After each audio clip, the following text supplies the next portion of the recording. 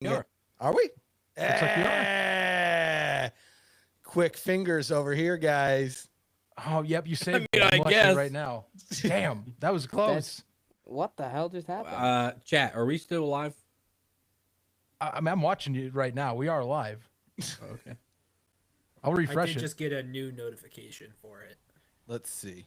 No, we're still live. It shows we're live. We're still live. What I did get a notification. that? No, we're Yeah, that's the same thing. wait. It shows that we're live 2 places. Oh no, Oh God. that is Well, something. chat. Somebody say something in the chat. Where are we live at? I don't think we're live. Oh, we're back. No, we good. We're Gucci, guys. We're Look at that. We back. All right, let's just jump in. Okay, let's dive in. Roster discussions. Something that I think we were, like I said, we were planning on coming into this show and doing roster talk first.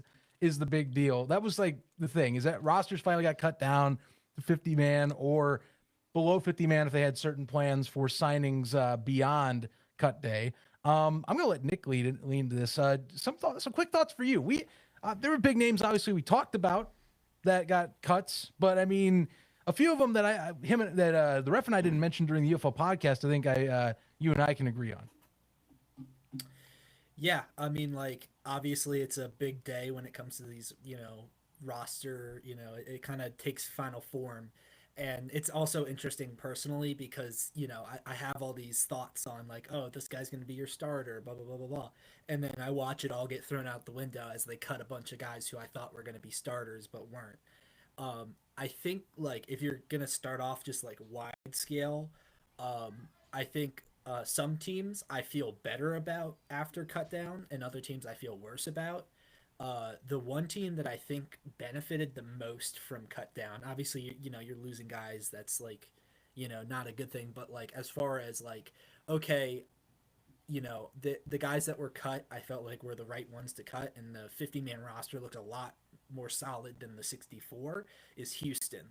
I think there was some concern I had about some of the stragglers here and there that were on the back end of the roster actually being starters for them. And now that those guys got cut, like the roster's just a lot more solid right now, especially on the offensive line. I think is the biggest thing where they now I feel like, okay, the guys that they cut, like, like a Ryan Pope who struggled in the UFL last year, that's not a guy who's gonna be your starting right tackle or something like that. So, now I think they're a little bit more solid. And then some other teams, I think it opened up a little bit of like, okay, I'm not certain about this. I think DC and St. Louis were 2 teams that I think, like, I'm going to tamp down the hype a little bit on. DC especially just because, like, some groups like safety and defensive, like that interior defensive line, they're just returning a lot of guys. Those guys I thought were going to get beat out in camp. And new faces were going to, be the starters. Guys like Quincy Roche and Rashad Nichols and Josh Proctor and some of these bigger names on the defense that didn't make the roster. Suddenly it's like, oh, wow, they're kind of running it back more than I thought they were. And so you just kind of tamp it down because the defense wasn't that great last year. So, a lot of shakeups, teams like Michigan jump a few. And it's just like it's a lot of shuffling right now. Yeah, no doubt about that. I do think. Look, I'm still in the consensus where and of course Springstock says otherwise, that I have no worries about Friday night, where I'm going to watch a lot of people that are Houston faithful walk out of TDECU, aka Space City Credit Union, whatever the hell they're naming it, taking an L. Space City. But something. It's Space City Credit Union. But to put it in perspective. Yes, the ones that I will say for the cut downs, Houston did address many that I think, like Nick's talking, are people that, we see some rosters, maybe coaches guys or guys that coaches are familiar with.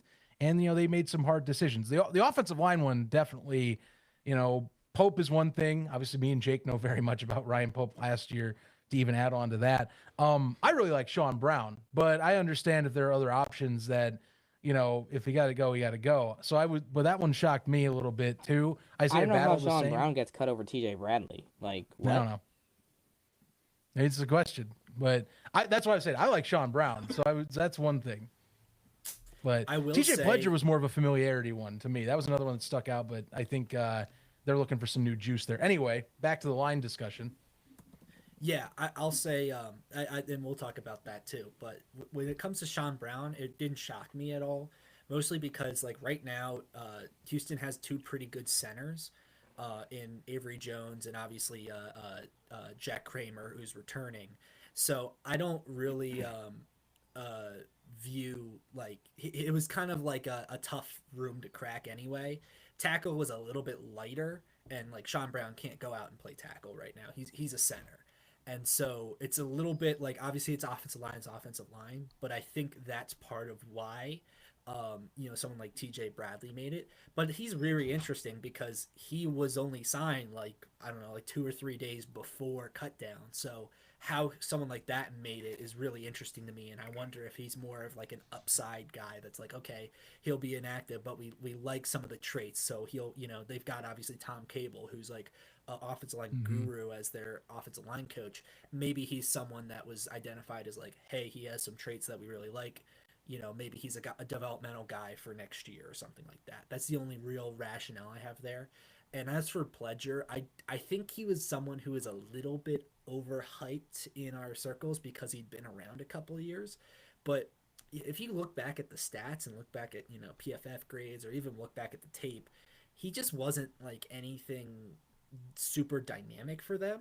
He was a fine, Mark Thompson's out for a week or two. He'd come in and he'd get 2 touchdowns, but his yards per carry was never great. And last year he didn't look particularly impressive. So I'm not shocked by them cutting him.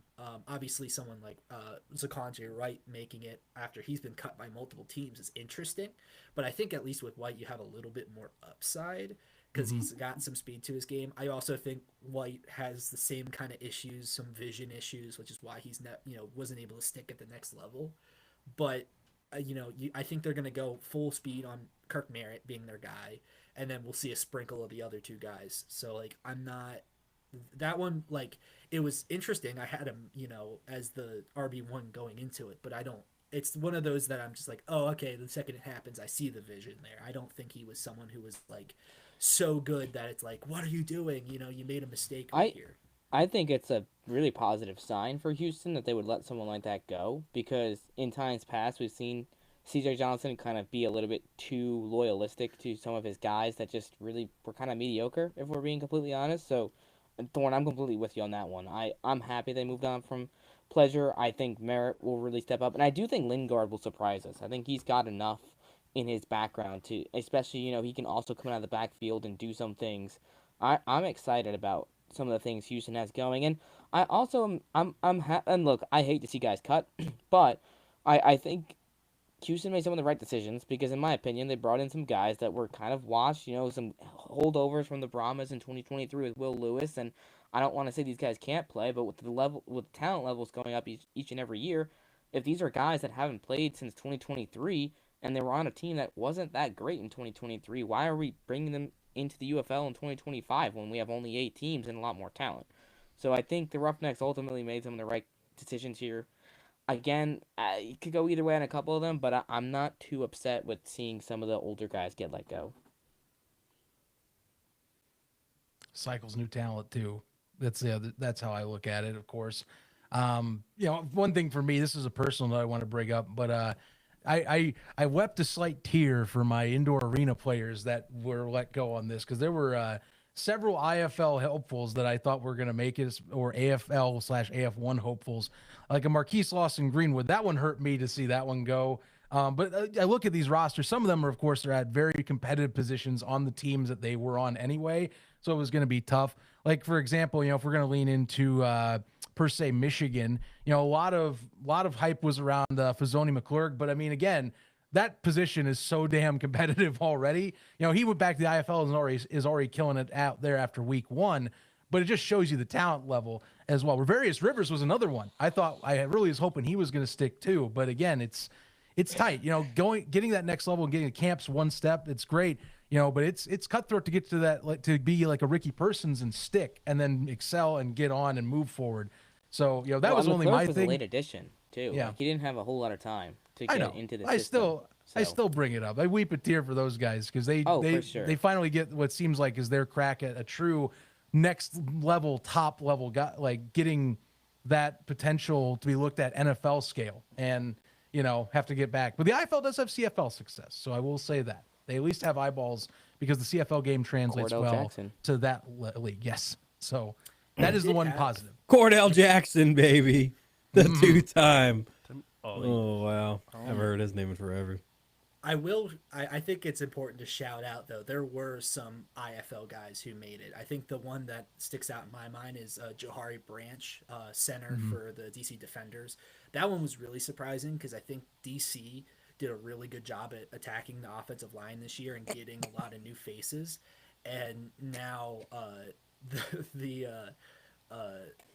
he was able to beat out a lot of like notable names. They were cuts like DJ Fluker on that offensive line. And then he made it over. He beat out Charles Turner, who was with the Patriots this year, for that like second center gig. So there's a lot of those guys can make it. It's obviously tougher at an 18 league than like 16 where it would happen, but it's still possible. Just not gonna mention it. Just gonna let those fly by. No, What? just slide them on. Comments? No, don't worry about it. Don't worry about it.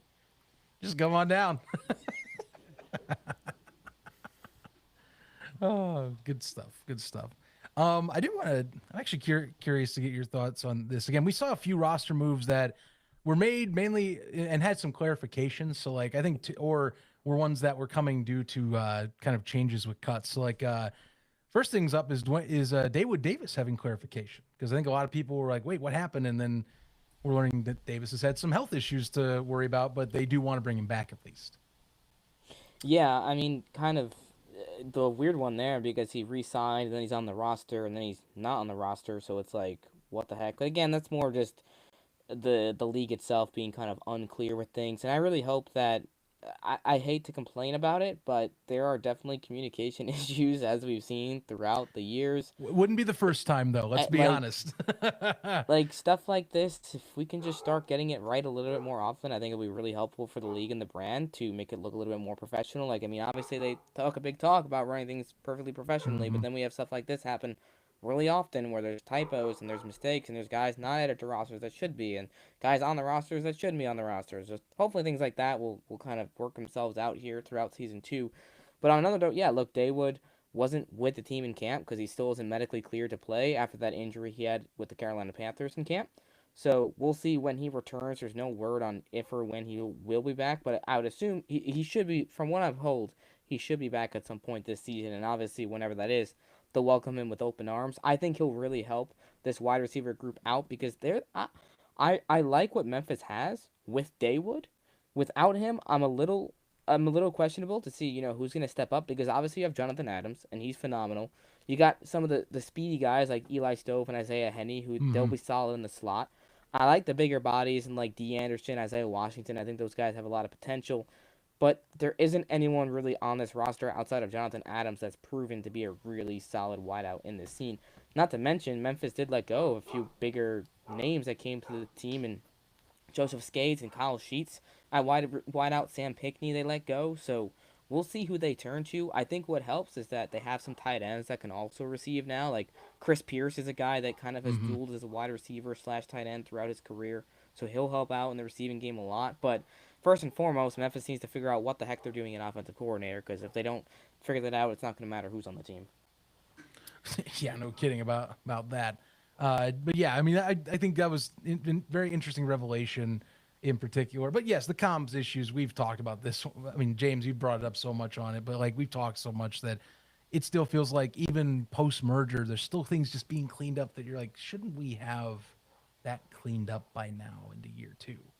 And maybe I'm misstepping and misplacing my take on that, but I would think this is stuff you address in an off season where you have no or little drama to set up said pieces of this, and it's been better. But again, it's like kind of crazy that we're hearing about a guy medically not cleared this long, and all of a sudden it pops up. Yeah, I also want to speak on that receiver room. I think Kwame Lassiter is the one that you need to point out in that. He's going to be their starting slot. I can pretty much guarantee that at this point. And I think he's going to be the piece, with Daywood out, that's going to probably be, if you're talking like fantasy, I know a bunch of drafts are happening. He's the one I would look at. Obviously, we know what Jonathan Adams is, and he's a solid starter outside. The big thing is, okay, Adams is your X, you got your slot. Who's going to be the Z? And it seems like it's going to be Kyle Loxley, which is very interesting. He's a quarterback convert. He was a quarterback in college, converted to wide receiver in the CFL, and was like, he played a little bit. He had some stats there, but he was never like some huge impact at that, in that league. Comes here and he's able to beat out a lot of guys who have been to the NFL and had serious NFL experience. And so he's the one I'm really going to keep an eye on. I think if there's someone of like, hey, who's the wild card that could potentially complete that receiver room? He's the most obvious one.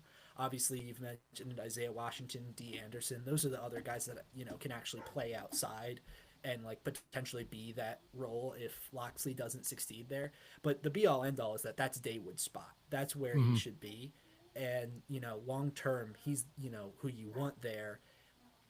It's really tough when you have an issue like that. And then it's like, oh, yeah. And also, we don't have an offensive coordinator now. Well, a couple days before practice, those kind of issues might show up even more because you don't have someone who's been there and planning on,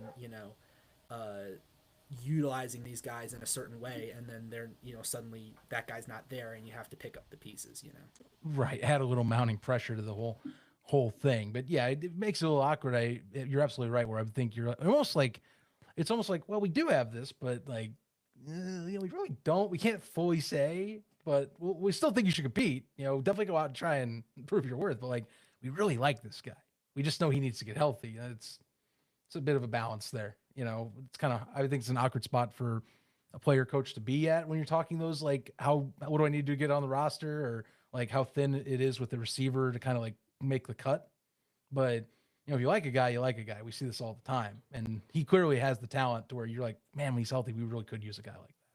So totally get it. One last one I do want to bring up, because I actually am kind of, the more I've dug into this, I'm kind of curious what you guys think. So Arlington did bring back Davion Smith, and this was they kind of opened a spot for him up. And while I understand the name and I know he has had his numbers in the scene, I was kind of shocked when Ike Urabor got cut, and because there was a lot of hype around him coming out of D3 on numbers and kind of the skill set.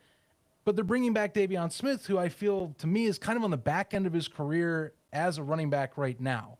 Anyone's thoughts on this? I mean, even they have Kalen Ballage as well on the roster too, so they do have veteran running backs. This isn't a lack of veteran RBs, so Should I unleash?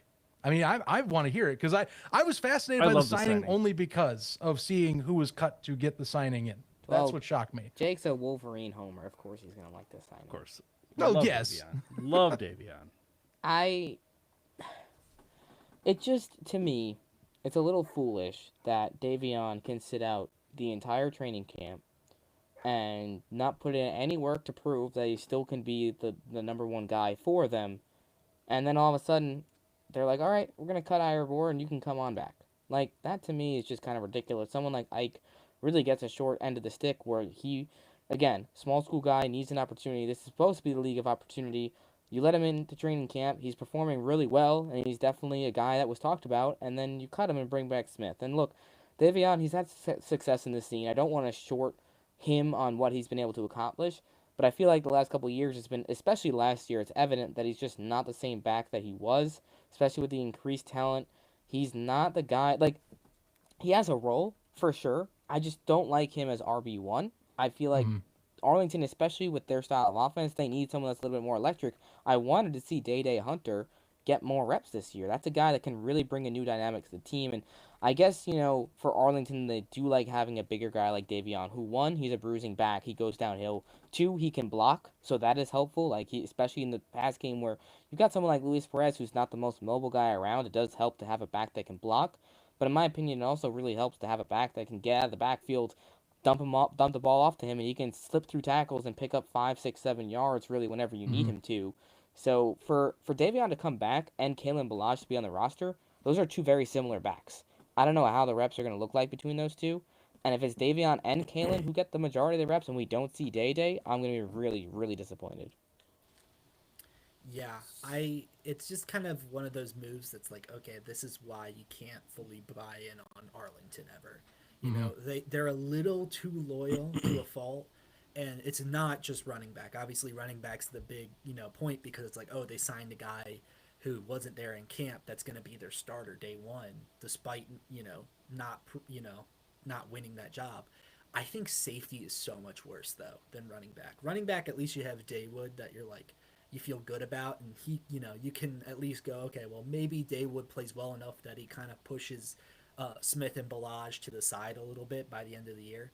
At safety, it's looking rough. I mean, you have Joel Powell, who's been around forever, who's older, and that room was not like very good last year. It was one of the reasons, we talked about how bad that Arlington defense was last year, and why, despite having the best quarterback in the league last year statistically, you couldn't win games because you're giving up so many points. And so much of that was the secondary, and they seem kind of content to just run it back with a bunch of guys who are aging veterans who've been around now for, going into year 3 now, for most of them. And it's just kind of it's just like, okay, well, you have to limit their upside. They're never going to be able to go to the championship or like really compete at that level because they can't make those changes. And you look at teams that are doing that in the UFL, you look at Birmingham, you look at San Antonio, they are not afraid to move off a guy.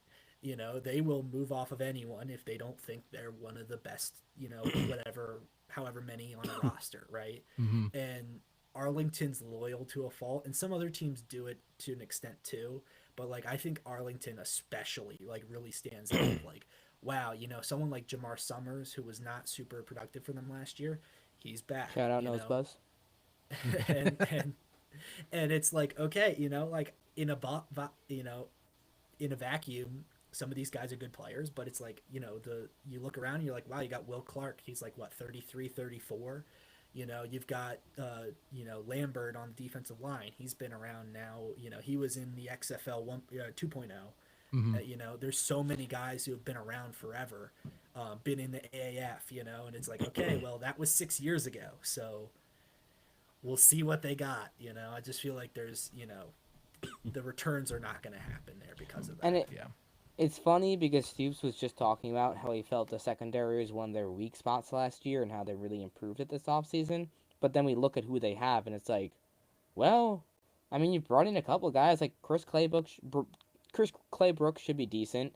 I do like Nico Bolden, but Nico's a guy that was primarily a backup in St. Louis last year and got cut from the Battlehawks. So I don't know if we can really put a lot of money on these guys to really stand up. And then you're cutting a guy like Delonte Hood, who was one of the few bright spots in your secondary last year. And I don't think Hood is like someone who's untouchable, but compared to some of the other guys on this roster, you're keeping Jamar Summers, but you're cutting Delonte Hood, who was a young uprising star on your team that led the league in PBUs last year. Like, some of these moves just don't make sense. Not to mention, Arlington brought in so much talent. Like, you cut Mekhi Garner, Brady Breeze, and Vincent Gray, who are all NFL guys that you brought to the table. Like, some of these moves from Arlington, it's hard. Like, it's funny because there's so many teams that, like, it's hard to really figure out where I want to put them in my rankings and things like that, just because there's a lot of shortcomings. And unless you're like Birmingham or San Antonio, you can find flaws with all these other teams that are probably going to keep them out of the playoffs.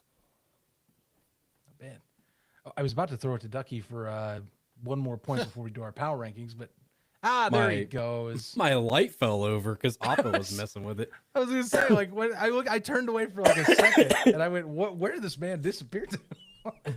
But okay, now you're back in the chair. But before we go to power rankings, because I just want to make sure, just give you your moment here. We have a side chat, and I talked about bringing. There's been again a lot of this has been lost, and we've had a lot of talks on the coaches this week. The rosters coming up.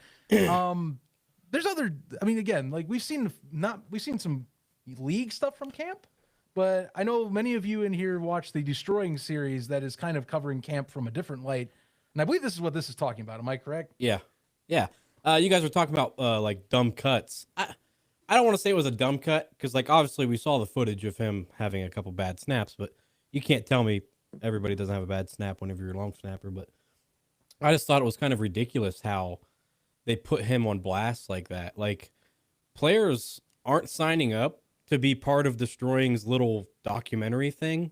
Like, this league is like a professional league. Like, it's not, I don't know, it's not his league. So players signing up, they're not signing up to be belittled by him and his documentary crew. I just thought that was like super unprofessional on why the UFL would even let him air that stuff like that. Like, just putting that guy full on blast. Like, that's just coming from me. That's super unprofessional. And that's rich. Like that. If I'm calling it unprofessional, that's pretty fucking rich.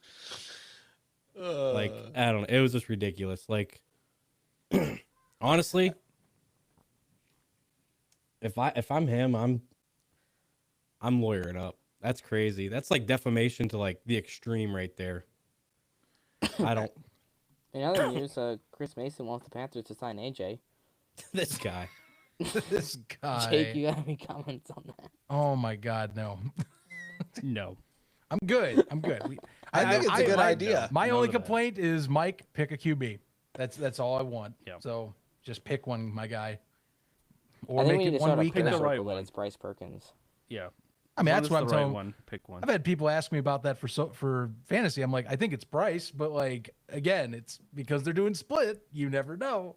So And Nolan sometimes he's a little high on, the guys like Etling that he just feels comfortable with them. And I don't know, man. It's a little similar to me like last year when we saw Brian Lewerke splitting a bunch of time with Bryce. Like, why wasn't Perkins just like, I know Lewerke wasn't doing terrible, but it's like, why wasn't Bryce just playing the whole game at that point, mhm. But That we'll makes see. you- We'll see what happens. Maybe this is just like Jake likes to say. Maybe it is all a ploy to get Jaron to prepare for both. yeah, It's delusional, but I'm hoping for that. to circle back really quick on the destroying things, I don't want to make like I didn't have a comment for Ducky real quick.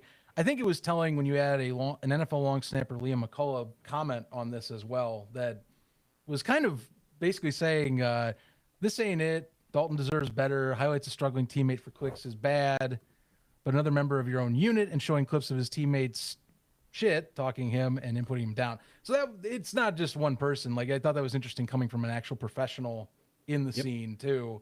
That's just The series has been great, I think, for like content, but it's also, you got to remember, it's framing from a certain perspective, and it's one person who is doing this to monetize that content. So keeping that in mind as well while you're moving forward. I think it's very, I hate to say it because I love the UFL, but it's Bush League to let that kind of stuff happen. To that extent.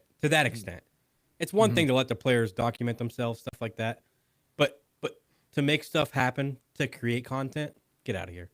This is a professional football league. It's not a high school league. It's just not that. Anyway, I would say definitely a discussion piece. We might recircle back depending on what happens moving forward. To end the show, we did save one of these pieces for last, and because of the coaching changes, we decided to make this really quick and moving on here.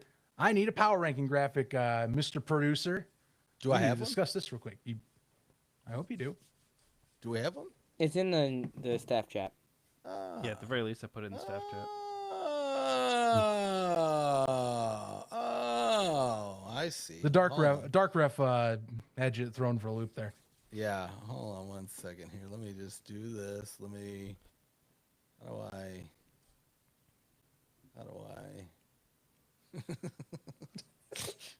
Please don't knock the stream off air. I beg. Can I? Okay. All right. Well, now we're cooking with power here. Just bear with me, guys. We're cooking with Blame gas. James for not tweeting it out first. That's crazy.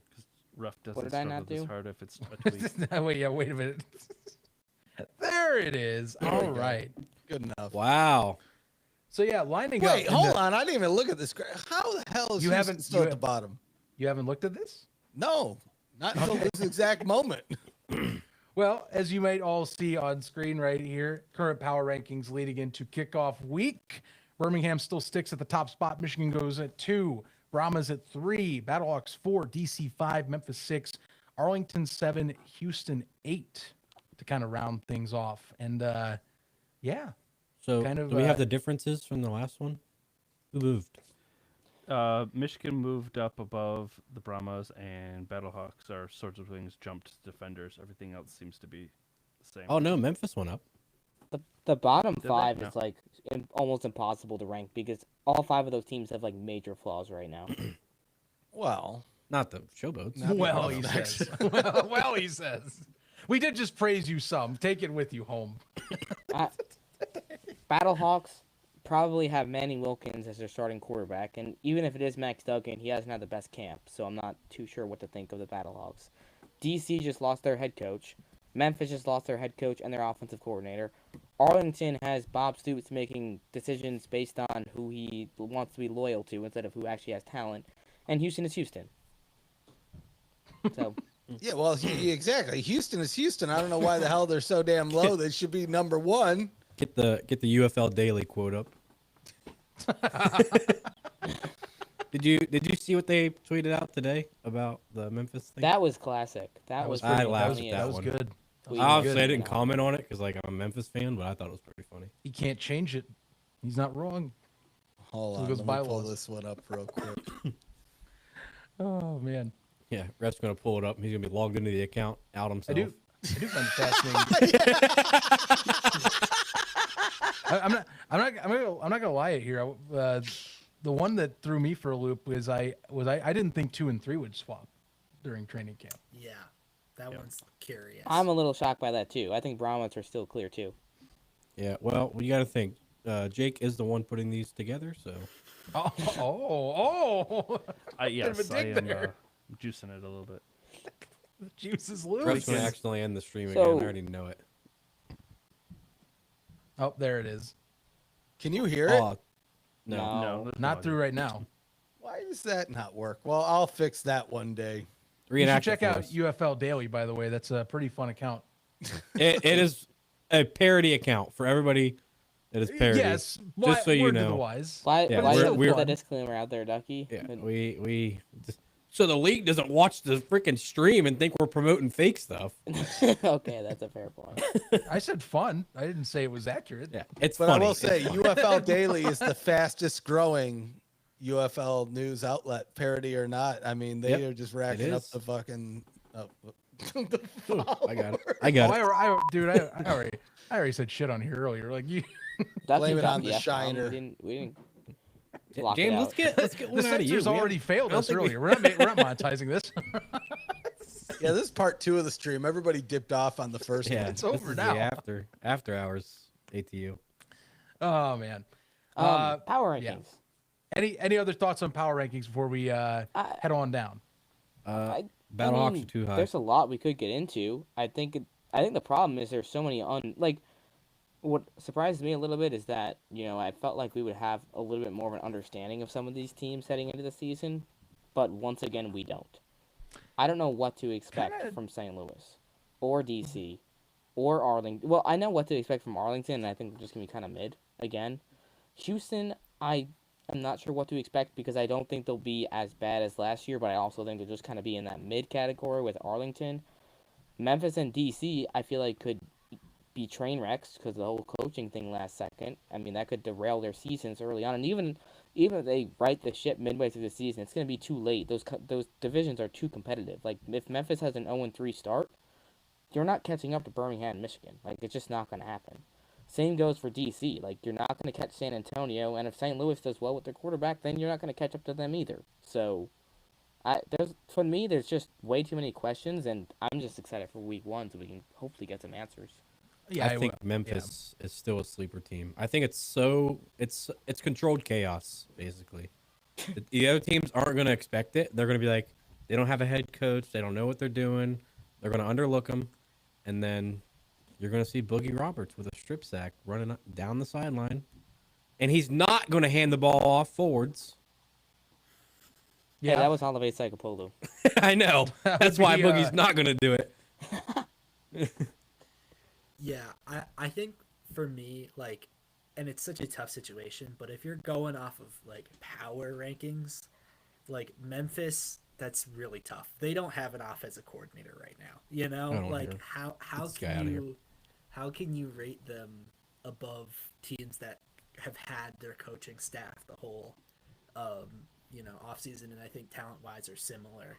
I think so much of why I was confident in Memphis was Ken Wisenhunt and Jared Horton like being great coaches and saying, okay, they've had they had a very late start, which is something you kind of forget about. Like they were so late to the off season, and like they were behind the 8 ball the whole way. But I was like, hey, they're going to be well coached, and that's going to put them above other teams that I think are lesser, have lesser situation or lesser coaching staffs. And now it's just like, what can you expect from them? And it's not even like a insult to anyone on that staff. It's just an impossible situation. And DC, I dropped them too, but at least them, it's like, okay, well, they have 2 coordinators that have been there for multiple years. They have a lot of continuity. Memphis doesn't, and so it's just a situation of like, I hope it works out. I'm rooting for Memphis. I do not want them to be bad. Like I want them to be good. I want them to be able to compete with Michigan and make that whole conference better, because last year it was not as fun when you have 2 teams that run away with it, and I think that still can happen, but like right now it's just this is just an impossible situation. No one's prepared for your coach leaving like this, and who's also your offensive coordinator. That's really the big difference there. Is like, well, at least DC, it's like, okay, they can ride the ship a little bit. Memphis, they're gonna have to stitch this guy with duct tape, and if they do well this year, like I think that's a testament to who's currently there on the staff. Like That if they do good, if Horton does good with all of this, and he doesn't get a team whenever they expand, I'm probably going to get banned from the UFL events and everything else. I couldn't even tell you. I will also mention, for me personally at least, St. Louis is way too high. I have no confidence in that team right now. Yeah, and that'll get proven week 1. Week 1. I think they could. I think Houston. I'll be honest. Wait, we should do predictions. Week 1. Oh game. Yeah. I'm going to go. I'm going to take Houston. Zach, keep crazy. Think it over. Crazy. You got a couple days because you can make your official pick on Friday. So you have a couple days to think about this. I've never felt more confident in making sure that I am going to watch H-Town suffer on that night than I have been before. What's funny? What's funny is I'm really confident in 3 of the picks now. San Antonio is definitely beating Arlington in my opinion. Birmingham's taking DC down, and Memphis, I'm sorry, but Michigan's got you. Unless something, just given the circumstances, I find it hard to see Memphis or DC winning those games, especially in week 1 against 2 playoff teams from last year. Arlington roster just doesn't really stack up against San Antonio's as much as I like some of the Renegades players. I just don't see it. The only thing you'd have to hope for is that Arlington can get under Kellen Mond's skin early, but with the way the defense is right now, I just don't see it happening.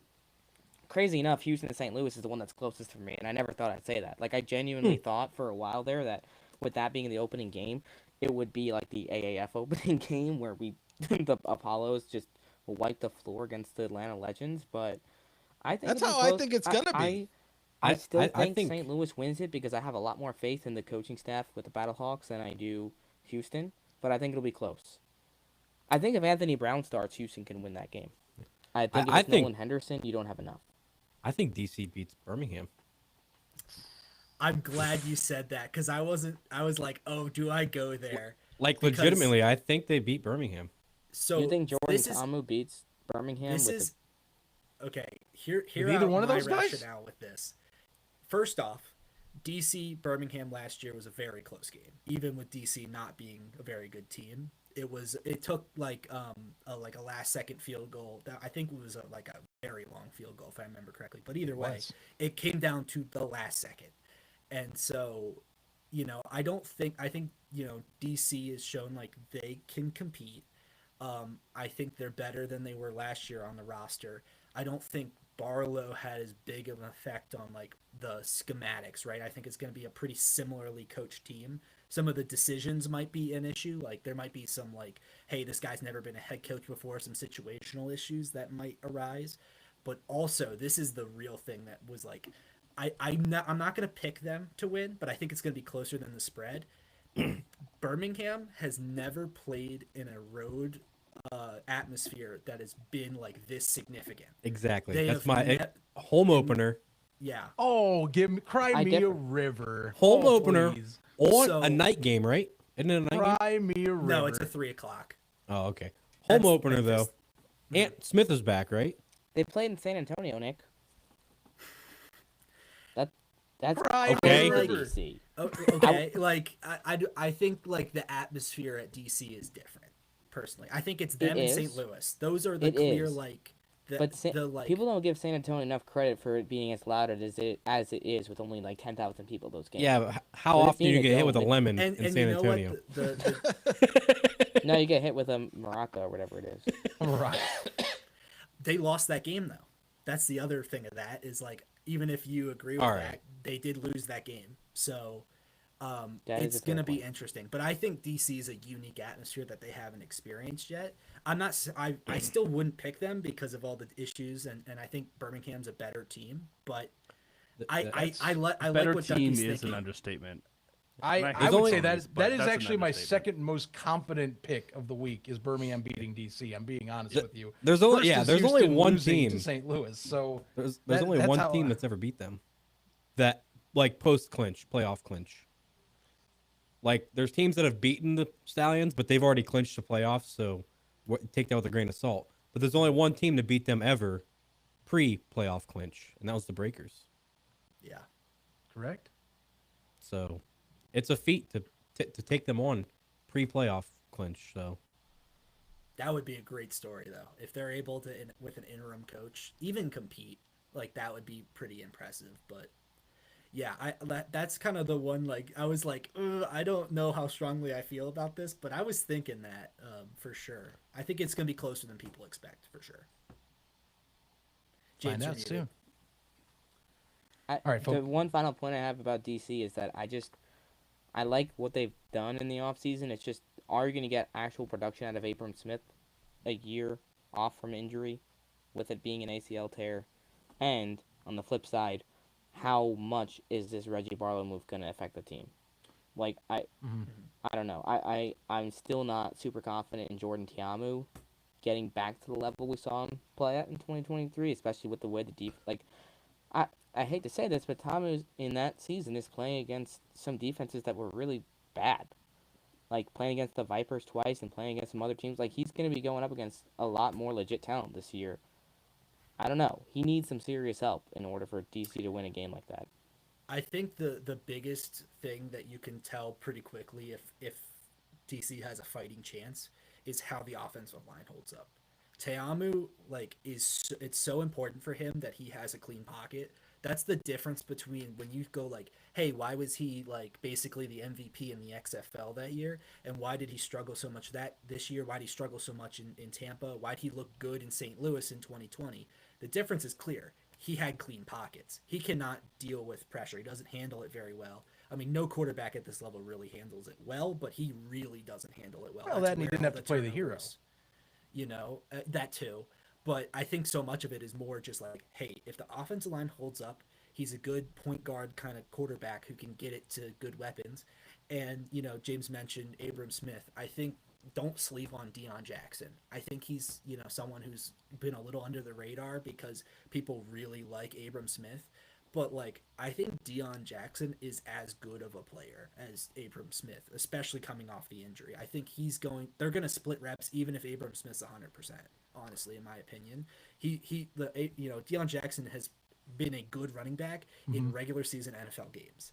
And it's not like that was that long ago. That was 2 years ago was when he had a 100-yard rushing game. So in the NFL. So I don't think I'm not super worried about the run game. I think it's solely down to, hey, can you pressure Jordan Teamu? And Birmingham has the best, front four spring football's ever seen. So they can do it. If someone's All going right. to do it, it's them. I knew he was going to say something stupid. Well, I'll let you guys continue. I got to dip really quick. Unfortunately, it's a no return thing. But I will say one thing because with Super Chats, to Lucian Medina pointing out, thank you, by the way, for paying for that. He says, St. Louis is going to make the ref call preseason. Is what Well, we'll have to see about that. No, because we're going to win that game, so it won't be a preseason game. Okay. Well, you'll all see Friday. I can't wait. Most I can't wait confident until I have next ever Monday. been I picking a can't loss wait. with you. Hey, I got can't Houston. wait. I picked Houston. Chill out. Chill out. The L Hey, will if be we there. can end refs' laws reign, then you know what, Houston can win. But I'm still afraid of it, so I'm going sort of wings. Yeah, well. All right, you guys finish up the show. I'll catch you later. I got to dip really fast, so see ya. See it. All right. I feel What like on else that do we note, have on this wonky ass show? Is that it? I think Well, that's cool. it. We're way So here's over. what you guys need to do. Subscribe, click the bell. It builds morale. It lets you know when we go live, just like Monday nights, just like we will be this Friday afternoon. I guess maybe not night for Spring Stock 4. Join us down. If you're out in Houston, come on down. We're going to be out there starting at 3. Live stream probably around 4 or 5, somewhere around there. But this is why you need to be subscribed. This is why you need to click that bell, build morale, and then you'll also get a notification when we go live. And hey, just for good measure, go follow us on social media at Around the UFL, at UFL Podcast, at PF Newsroom, at UFL Newsroom. All the newsrooms, all the accounts. You do the thing. I think that's it, guys. Oh, points. I would never forget points. All right. Well, Zach, he had to dip, but I'm not going to hold that against him. But I am going to hold against him that he thinks the Roughnecks aren't going to win. So I'm only going to give him 6 points. That brings him up to 75. Let's see here. James, well, you came and you showed up with a, yeah. I'm glad someone called it out. Anyway, you had a flat tire. You were on the show nonetheless. So that, I think that deserves some extra points. Plus, I'm pretty sure you were the guy that broke the Wiz and Hunt news. I think that came out before the official thing. So that I think deserves some extra points. We're going to give you 11 points total. So that'll bring you up to 110. Let's see. Thorne, you weren't going to be on the show, but then you were on the show. And you know what? Just because it's so close to it, I'm going to give you 9 points because that gives you funny number 69. You're at 69 points. Let's see here. Jake. Oh, man, you have like no points compared to everyone. That's damn barbecue grilling all last year. Well, last year, absolutely. I'm going to give you 6 points just for, well, we're going to ramp up those points every week that you show up consecutively. Okay, so that's going to give you, okay, so that will pull you up there. Ducky, I mean, you rooted for the Roughnecks this week. You and I were equal. I think we were on the same page this week more than ever. We're equally upset about Jaron. We're equally passionate that the Roughnecks are going to go 12-0 this season, starting this Friday. And you're doing the good fight online. I'm going to give you a 9. That brings you up to an even 100. What's James at? James at 110. How is he running away with this? You know what? I'm going to give you an extra point because I want this to be competitive. We're 101. 101. Thorne, did I give you points? Yes, I did because you're at funny number. Did I get everybody? Oh, I didn't do myself. Well, you know what? Because I'm close to funny number 2. I'm giving myself 7 points to bring me to 69 points as well. So Thorne, we're in a good old hefty tie here. All right. Well, I think that's it, folks. You guys know the drill. Do all the following stuff. Stay tuned. Friday night. It's a big night. We hope to see you in person. If you can't make it in person, we'll see you online. And then we'll be back here next Monday night to talk about what the hell happened. Was it good? Was it bad? Was it ugly? And how much did the Roughnecks win by? So until next time, guys, sign you up. Battlehawks suck. Sign us up all day. Oh, there we go. All right. Make sure we're not live. Welp.